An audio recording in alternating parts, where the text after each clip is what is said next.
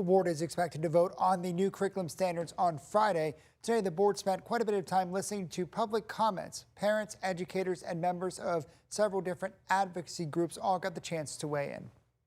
This week, the State Board of Education is considering a proposal to reshape how history and civics are taught in Texas public schools for years to come. If we want students to understand our American story, we have to stop cutting chapters out of the book. The proposed standards include a greater emphasis on civics and government, require instruction on communism, expand Texas and U.S. history lessons, and include references to Christianity and the Bible. Supporters of the new framework say it will help students better analyze historical patterns and see America and Texas in a global context. We teach the good, the bad, and the ugly, but we emphasize the good, and we talk about what actually made this the greatest nation in the history of the world, and that's what these standards do. But outside the meeting, critics donned black and held an interfaith funeral to mourn, quote, the death of religious freedom in public schools. This morning she took her last breath.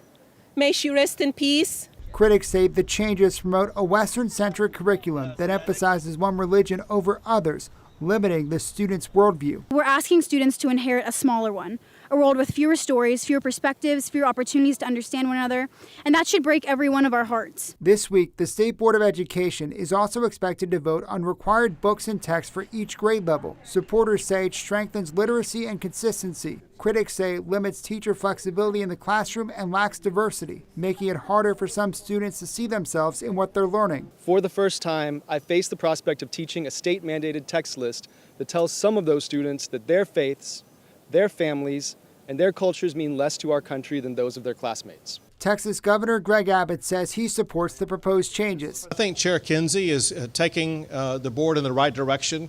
I trust him, and I hope they get it done later on this week. If the board passes the new standards this week, the new curriculum would take effect in 2030. In the studio, Daniel Perot, KVUE News.